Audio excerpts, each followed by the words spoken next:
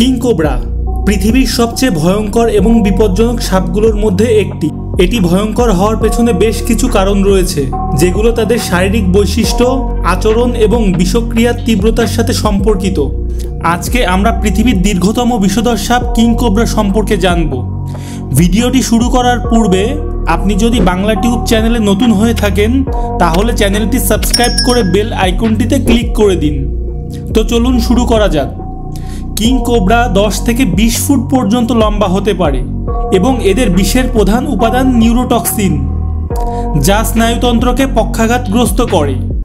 একবার কামড়ের মাধ্যমে king cobra প্রায় 7 মিলিমিটার বিষ নির্গত করতে পারে, যা 20 জন প্রাপ্তবয়স্ক মানুষকে মেরে ফেলার জন্য যথেষ্ট।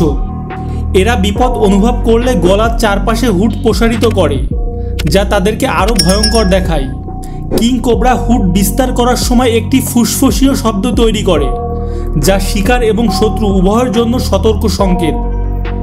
বিপদের মুহূর্তে কিং কোবরা অত্যন্ত আক্রমণাত্মক হয়ে ওঠে এবং এরা অন্য সাপ ও ক্ষুদ্র স্তন্যপায়ী প্রাণী শিকার করে।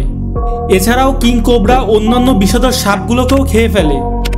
এই সাপ অত্যন্ত বুদ্ধিমান, তারা শত্রুকে বিশ্লেষণ করে আক্রমণ করে এবং এরা খুবই সতর্ক প্রকৃতির, ফলে এদের ধরা খুবই কঠিন।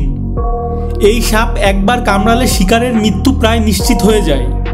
এরা দ্রুত গতিতে নড়াচড়া করে, যা তাদের শিকারের জন্য ভয়ঙ্কর করে তোলে, এবং এরা শরীরের 1/3 তুলতে পারে, যা 6 ফুট পর্যন্ত হতে পারে।